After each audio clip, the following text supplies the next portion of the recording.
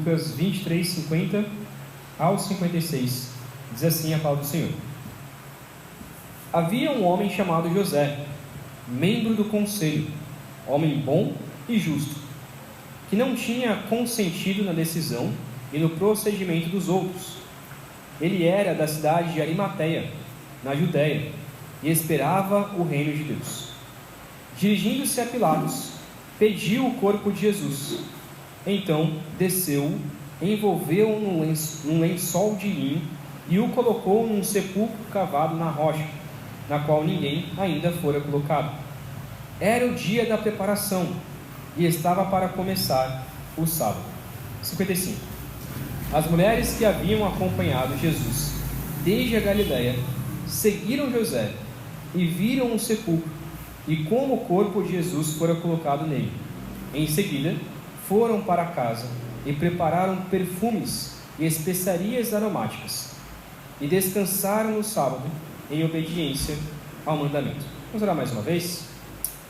Ó Pai querido, nos ajude a nos concentrarmos na Tua Palavra, que o Teu Santo Espírito aplique em nossos corações, que possamos, ó Pai, dedicar esse momento para a honra e glória do Senhor. Se oramos em nome de Jesus. Amém. Você já se sentiu como se o seu serviço a Deus fosse inútil? Talvez você serviu em alguma igreja, seja nessa, seja em outra, durante um bom tempo. Parece que não teve recompensa alguma. Ninguém te elogiou por aquilo que você fez. Parece que não valeu a pena. Há muita discussão em algumas igrejas sobre cargos, né? E algumas colocam assim como se fossem níveis a serem alcançados. Então eu começo ali com um membro comum, depois eu vou talvez para um evangelista, depois eu vou para um diácono, aí eu viro presbítero e no fim eu me torno pastor ou algo parecido. Então meu objetivo é me tornar pastor no final do meu cargo, digamos assim. No entanto, quando a gente olha para a palavra, e a gente não vai discutir a respeito dos cargos, mas quando a gente olha para a palavra, a Bíblia ela enfatiza muito, mas muito mesmo, serviços que normalmente nós não elogiamos, serviços de pessoas que normalmente são escondidos. Normalmente as pessoas não olham aquilo que as pessoas fazem por trás. Muitas vezes a gente não elogia uma pessoa que lava uma louça, que varre um chão, que limpa o banheiro ou algo parecido. Mas é bem interessante que a palavra de Deus ela elogia muito pessoas que servem, principalmente servindo a igreja, principalmente servindo o templo, principalmente servindo ao Senhor. De alguma maneira a palavra de Deus ela incentiva e coloca como um serviço tão importante quanto o serviço da pregação, tão importante quanto qualquer outro serviço, seja no louvor ou seja em qualquer outro ambiente. Como você tem servido a igreja de Jesus Cristo? Como você tem servido ao Senhor? O que você poderia fazer de diferente para servir não ao pastor, não simplesmente à igreja, mas servir a Deus? O que você poderia fazer de diferente? Diante dessas perguntas, a gente vai olhar um pouco para a palavra, olhar um pouco para o texto. 2 pontos aqui primeiramente sobre José de Arimateia e depois sobre as mulheres, ok?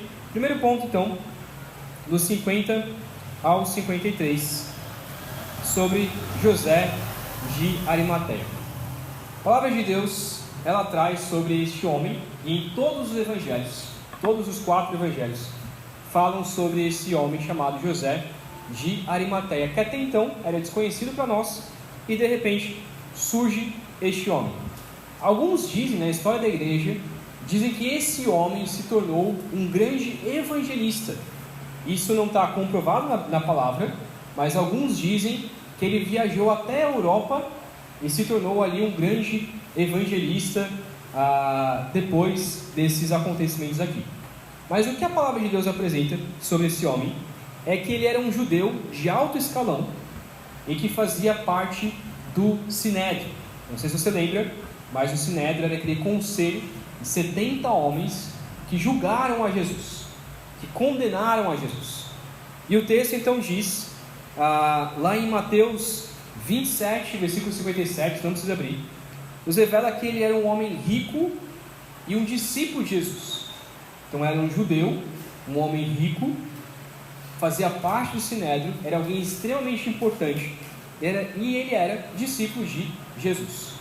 Lá em João 19, versículo 38, diz que ele era discípulo secreto de Jesus, porque ele tinha medo dos judeus, ele tinha medo de ser perseguido, ele tinha medo de perder o seu cargo no Sinédrio. Então João dá essa ênfase, dizendo que ele era um discípulo de Jesus, mas ele não seguia Jesus abertamente. Ele estava ali aguardando, estava ali secretamente, talvez um discípulo com medo de ser exposto e de falar. E esse discípulo, ele fez parte ali do Sinédrio que julgou a Jesus.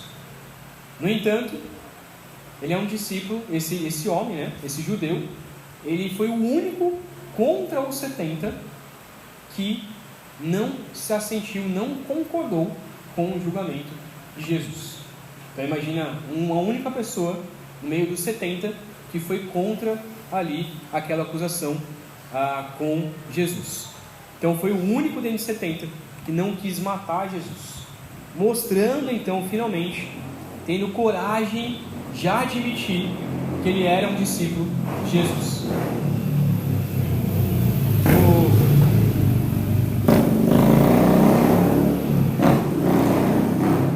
Nosso texto também, irmãos, ele nos dá a informação, uma informação importante aqui na verdade, de que ele estava esperando o reino de Deus.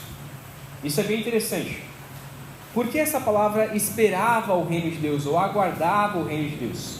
Porque como judeu, os judeus eles esperavam a vinda do Messias. Então ele era um homem bom, justo, ele estava esperando a vinda de Jesus. Que nos dá essa informação então de que quando Jesus apareceu, provavelmente foi um homem que foi percebendo quem Jesus era, foi olhando para os milagres de Jesus, para os ensinos de Jesus, e começou a se perguntar se de fato aquele homem era de fato o Messias, era de fato o Senhor. O que é estranho então, o que parece meio esquisito talvez para a vida dele, é que ele estava aguardando o Messias, e de repente o Messias morre, está ali crucificado na frente dele, estava ali aguardando a vinda do Messias, e agora esse Messias está morto, esse Cristo está morto em sua frente, talvez fazendo ele duvidar muito se de fato aquele era o Cristo ou não, se de fato aquele era o Senhor ou não. Mas o que é certo e que o texto nos mostra é que ele demonstrou um carinho muito grande por Jesus. Normalmente a gente talvez não dá tanto valor para isso, né? Porque a gente está acostumado a uma pessoa morrer, seja ela quem for, ela vai ter o seu caixão, ela vai ter o seu sepulcro. Pode ser o pior bandido que tem na face da terra, a gente leva lá em terra os mortos, né? A gente leva lá em terra isso. No entanto, na época de Jesus, principalmente ali na crucificação romana, quando um bandido morria crucificado, o que eles faziam? Tiravam da cruz e jogavam numa vala atrás ali da onde foi a crucificação. Então por isso que esse monte onde Jesus foi crucificado, na verdade era uma planície ali, esse monte chamado Gólgota era o monte da caveira, a montanha da caveira. Por quê? Porque é literalmente isso, era a montanha onde se jogavam, o vale onde jogavam os mortos, os bandidos, as pessoas que não prestavam, elas não tinham direito a serem enterradas. Então tirava aquela pessoa da cruz e ela era simplesmente jogada numa vala, e aquele negócio fedia e ficava terrível ali. E isso iria acontecer com Jesus também. Isso iria literalmente acontecer com Jesus. Quando José percebe isso, quando Jesus então é morto, José percebe que o corpo de Jesus ele seria jogado então numa vala e ficar ali considerado como um bandido, considerado como um transgressor, José ele vai, encara ali, assume a sua coragem então, chega até Pilatos e pergunta a Pilatos se ele pode então retirar o corpo de Jesus. E Mateus diz que ele não foi sozinho, mas foi junto com Nicodemos, lá aquele mesmo Nicodemos de João, que é representado lá em João 3. Eles vão então com Nicodemos, eles vão juntos, pegam então o corpo de Jesus, envolvem num linho, envolvem ele num pano, e então levam o corpo de Jesus até um sepulcro.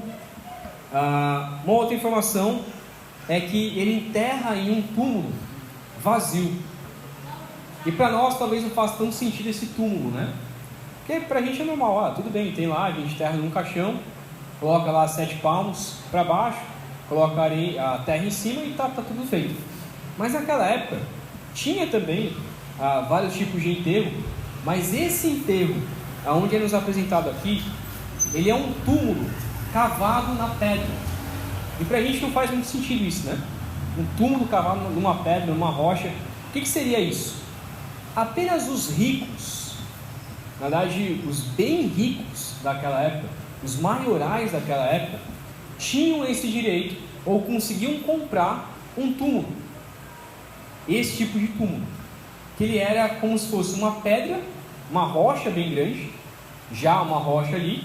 Eles cavavam essa rocha em quadrado, e então colocava, não era tão alto, era bem baixinho assim mesmo, então começava a colocar os seus mortos, os mortos daquela família, dentro desse túmulo, e fechava aquele túmulo com uma pedra. Então bem provável, é bem possível que Jesus iria, como uma pessoa comum, iria ser enterrado como qualquer pessoa. Mas José de Arimateia, ele tinha esse túmulo, que ele tinha recém-construído para a sua família. Ele pega então e utiliza para um bandido, digamos assim, né? Que Jesus era considerado como um bandido ali naquela época. Então, isso na verdade era uma vergonha para um judeu. Não era algo honroso. Na verdade, o que ele estava fazendo, o que José estava fazendo, era uma vergonha para a sua família.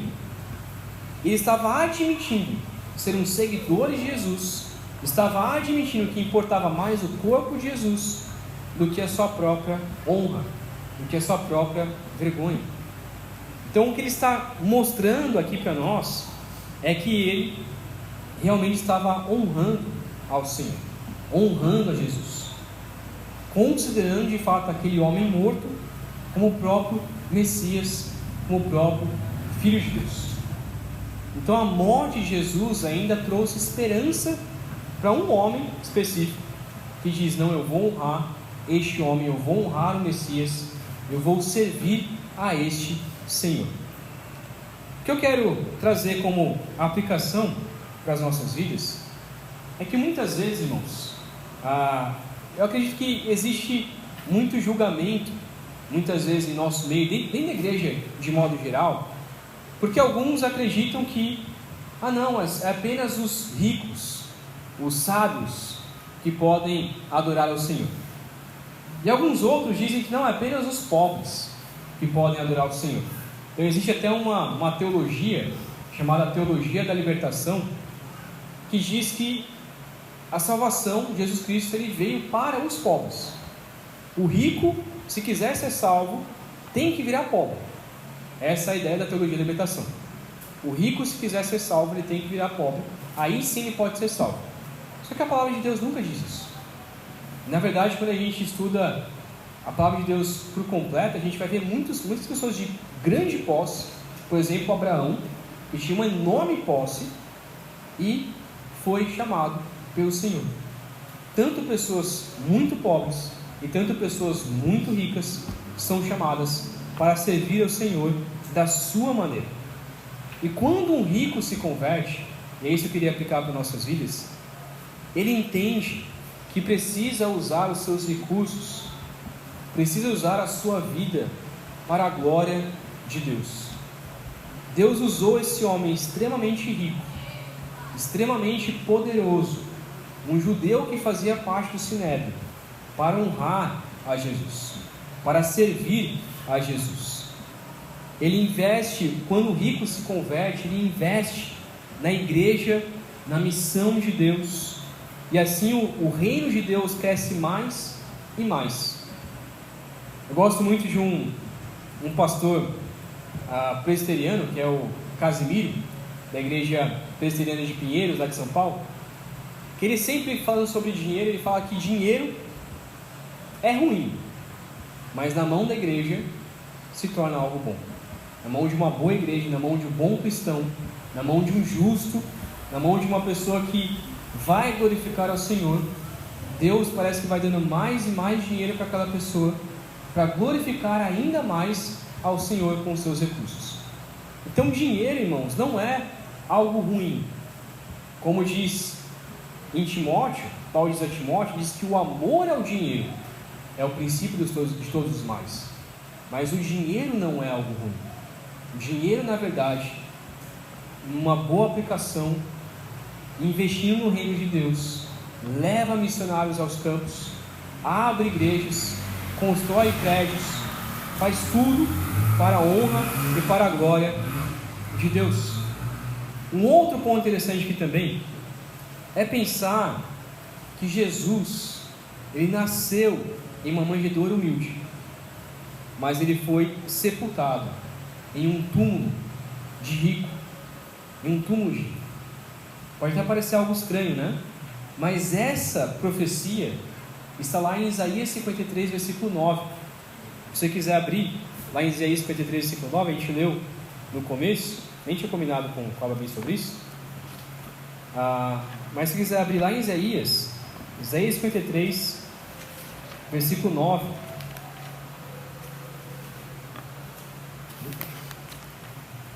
que diz assim: foi-lhe dado um túmulo com os ímpios e com os ricos em sua morte, embora não tivesse cometido nenhuma violência, nem houvesse nenhuma mentira em sua boca. Então, essa profecia de Isaías diz que Jesus, ele morreria entre os ricos, seria sepultado entre os ricos. Então, esse fato de José de Arimateia ter enterrado Jesus em seu túmulo era uma profecia, um cumprimento de uma profecia lá de Isaías 53, que Jesus de fato morreria então entre os ricos. O que é interessante então é que José de Arimateia deu o seu túmulo para o corpo de Cristo Jesus, cumprindo então essa profecia. É mais uma prova de que nada na vida de Jesus é por acaso. Tudo é um cumprimento, à risca, cumprimento da profecia do Antigo Testamento. Quero fazer algumas aplicações para nossas vidas, esse primeiro ponto. Primeira pergunta: você pode ser considerado por outras pessoas, assim como a fama de José aqui era que ele era bom e justo, você pode ser considerado por outras pessoas como uma pessoa boa e uma pessoa justa, como uma pessoa que serve ao Senhor? Pode ser considerado como uma pessoa, o seu testemunho afora é de uma pessoa que é boa, uma pessoa justa, não aquele irmão lá da igreja, realmente, olha, uma pessoa boa, uma pessoa honesta, uma pessoa justa, realmente cumpre a palavra de Deus. Segundo, você tem usado os seus recursos para o avanço do Evangelho? Mesmo que seja pouco ou seja muito, você tem usado aquilo que você tem para progredir o Evangelho? Não somente doando à igreja, mas talvez doando a algum outro missionário, ou talvez ajudando de alguma maneira alguma pessoa que passa necessidade. Você tem entendido que o recurso que você recebe de Deus, ele deve ser usado primeiramente para isso, deve ser usado para a glória do Senhor, deve ser usado para o avanço do Evangelho. E por fim, assim como José, você tem aguardado o reino de Deus, tem aguardado a vinda de Cristo Jesus? Algumas perguntas para a nossa reflexão.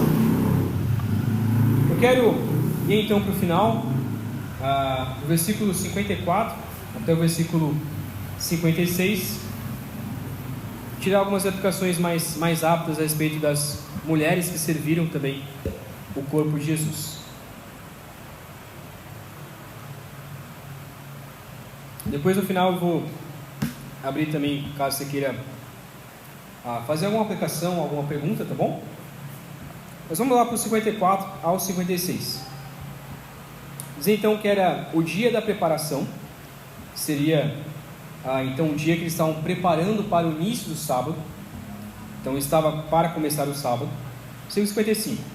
As mulheres que haviam acompanhado Jesus desde a Galileia seguiram José e viram o sepulcro e como o corpo de Jesus fora colocado nele. Em seguida foram para casa e prepararam perfumes e especiarias aromáticas e descansaram no sábado em obediência ao mandamento. A segunda parte desse texto fala agora sobre as mulheres que queriam também servir o corpo de Jesus. Eram mulheres que tinham vindo com Jesus desde a Galileia, que Marcos, o Evangelho de Marcos identifica essas mulheres como 3 mulheres, que era Maria Madalena, Maria, mãe de Tiago, e Salomé. Então são essas 3 mulheres aqui, provavelmente, que queriam então servir o corpo de Jesus. Essas mulheres, na verdade, queriam também resgatar o corpo de Jesus na cruz. Mas quando essas mulheres chegaram lá, viram então provavelmente José já tirando o corpo de Jesus, já levando então para um sepulcro. Então começaram a seguir esse José, que talvez não era uma pessoa conhecida por elas, talvez era um homem estranho, principalmente por ser um discípulo secreto de Jesus. Elas começaram a perceber e foram até onde o corpo de Jesus tinha sido então enterrado.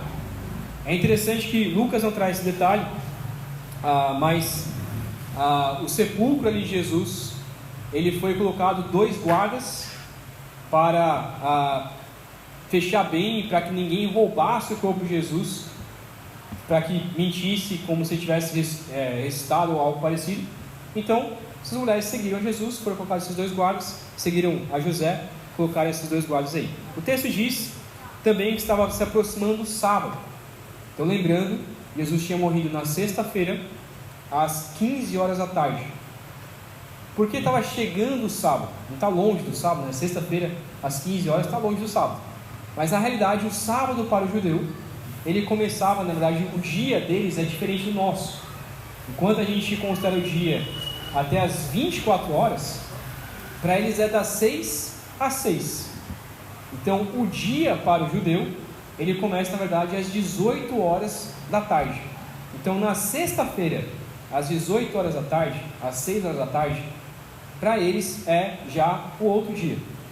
Então a sexta-feira, Jesus morreu na sexta-feira às 15 horas, e a sexta-feira às 18 horas já iniciava então o sábado.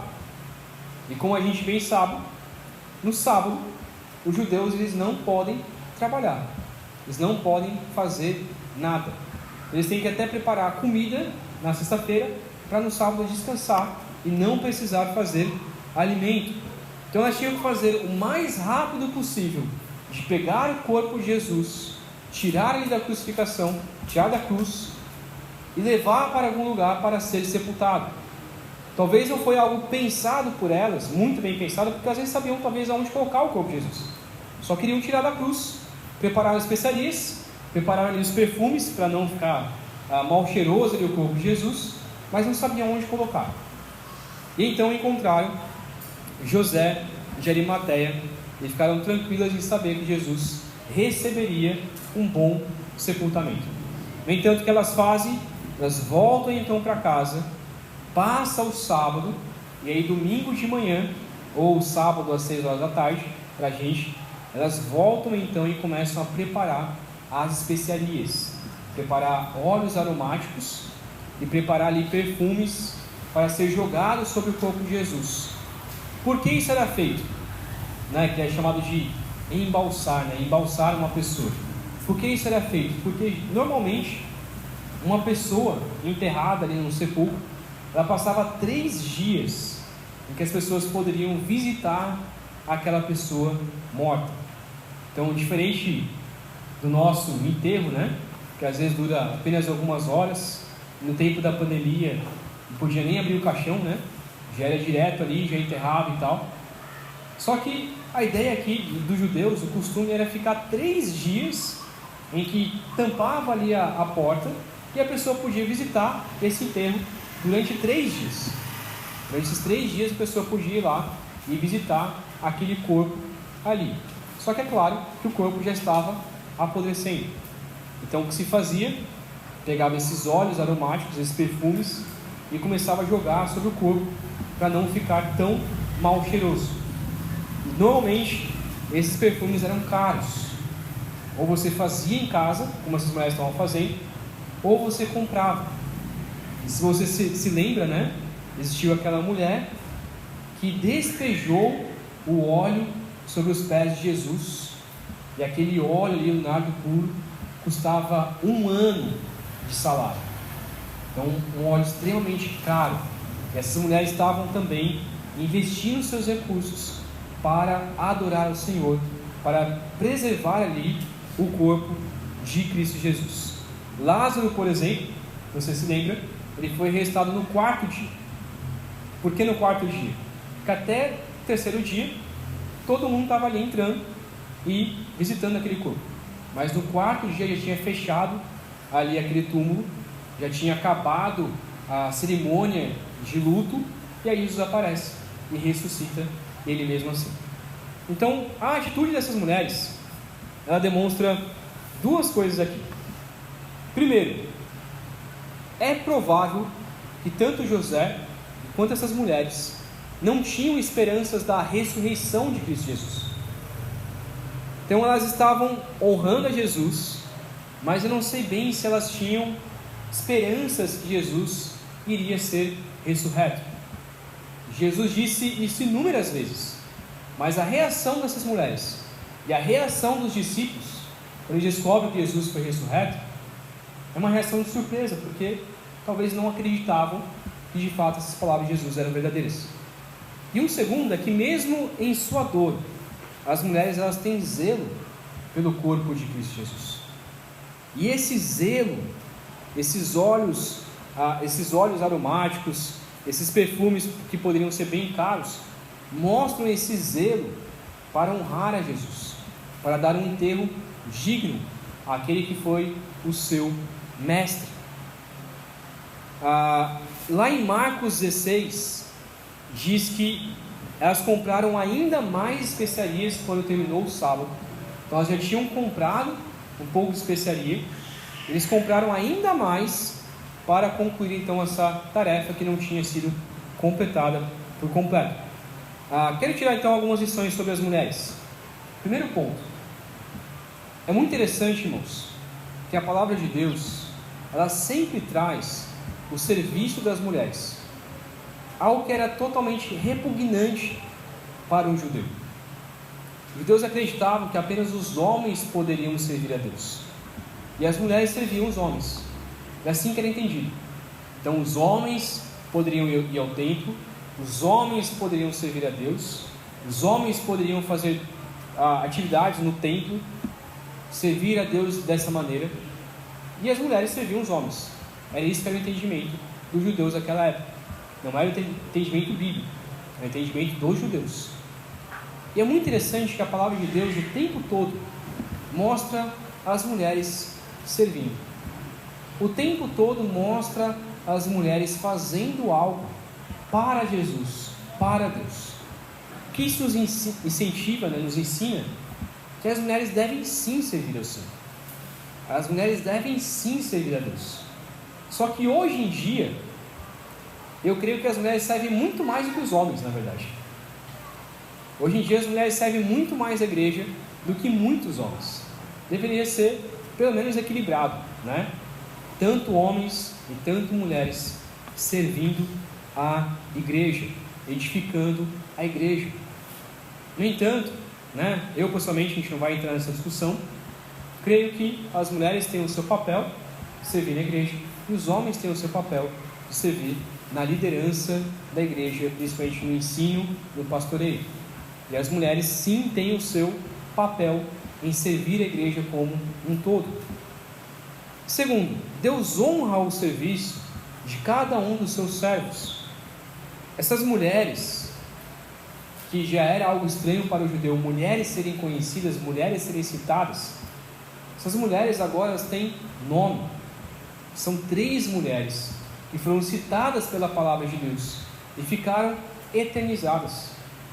O nome dessas 3 mulheres, Maria Madalena, Maria mãe de Tiago e Salomé, ficaram conhecidas para a eternidade. Mulheres que quiseram servir o corpo de Jesus. Deus honra cada servo de Deus, mesmo que ele faça uma pequena coisa, mesmo que ele faça algo simples, mesmo que ninguém o elogie, porque ele varreu o chão, porque ele lavou uma louça, porque ele fez alguma coisa para a igreja que ninguém nem viu, mas Deus viu, e Deus honra os seus servos, Deus honra pessoas que servem ao Senhor. Na verdade, eu creio que muitas vezes Deus honra muito mais esses serviços que as pessoas não veem do que os serviços que todo mundo vendo e todo mundo elogiando. Então isso nos incentiva, irmãos, a servir a Deus mesmo quando o pastor não elogia, mesmo quando algum irmão da igreja não elogia, simplesmente pegar e, não, eu vou servir, mas eu vou servir sem querer elogios, eu vou servir sem querer que alguém me recompense, porque o que vale é a recompensa de Deus, e Deus vai recompensar por cada serviço. Às vezes, como eu falei lá no início, a gente quer servir no auge, né? Não, eu quero servir pregando, quero servir dirigindo, eu quero servir no louvor, eu quero servir como alguns dizem, né, no altar, porque aí quando eu servir no altar, todo mundo vai olhar para mim e vai me elogiar.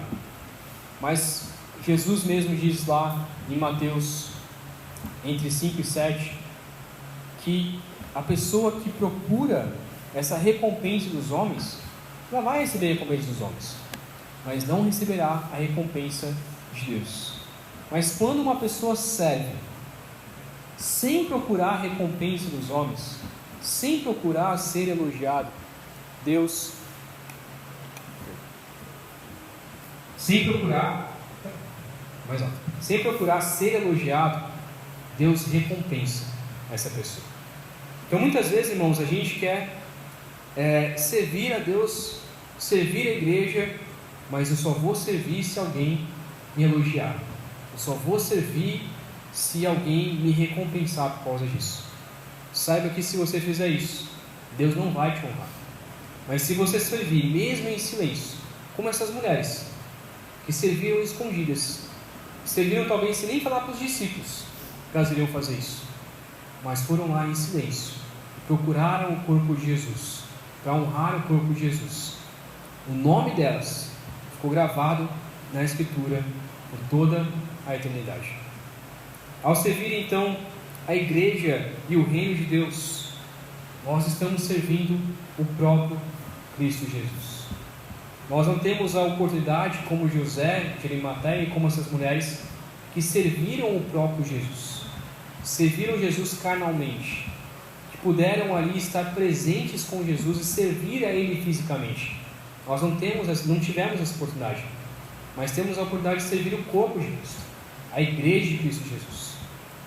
E Jesus diz lá em Mateus 25:40 que quando nós servimos uns aos outros, nós estamos servindo ao próprio Cristo Jesus. Quando nós ajudamos um dos pequeninos, nós estamos servindo o próprio Cristo Jesus. Segundo, lá em 1 Coríntios 15, versículo 58, diz que o nosso trabalho para o Senhor não é em vão. Então tudo que nós fizermos, se for para a glória de Deus, mesmo que a gente não seja recompensado aqui na terra por causa disso, nós devemos saber que seremos recompensados no céu. Deus honra os seus servos, Deus ele elogia os seus servos, ainda que não estejamos fazendo mais do que a nossa obrigação, ainda assim Deus honra. Não sei quando você era criança, né? Mas quando eu tirava um 10 na prova, meu pai virava para mim e falava assim: não fez mais que a sua obrigação, né? Devia ter tirado 10 mesmo, não fez mais que a sua obrigação, tem que tirar 10. Mas ao mesmo tempo que meu pai falava isso, de repente ele virava e me dava um presente. Então, ó, esse aqui é o presente que você tirou 10 na prova. O nosso serviço com o Senhor é a mesma coisa. A gente não faz mais do que a obrigação em servir a Deus, mas ainda assim Deus é gracioso e nos recompensa porque a gente fez algo que o agrada. A última pergunta então: como você tem servido a igreja de Cristo Jesus? Como você tem servido os seus irmãos? Como você tem servido a comunidade? Como você tem servido o próximo? Como você pode melhorar? O que você pode fazer de diferente para glorificar o nome de Deus? Talvez o nosso nome não vai estar escrito na Bíblia, né, na palavra, com certeza não vai estar escrito na palavra, mas com certeza o que a gente tem que buscar é que nosso nome esteja escrito no livro da vida. E Deus vai recompensar a cada ato que nós fizermos para a sua glória. Deus é um Deus gracioso, Deus é um Deus bondoso, Deus honra os seus servos.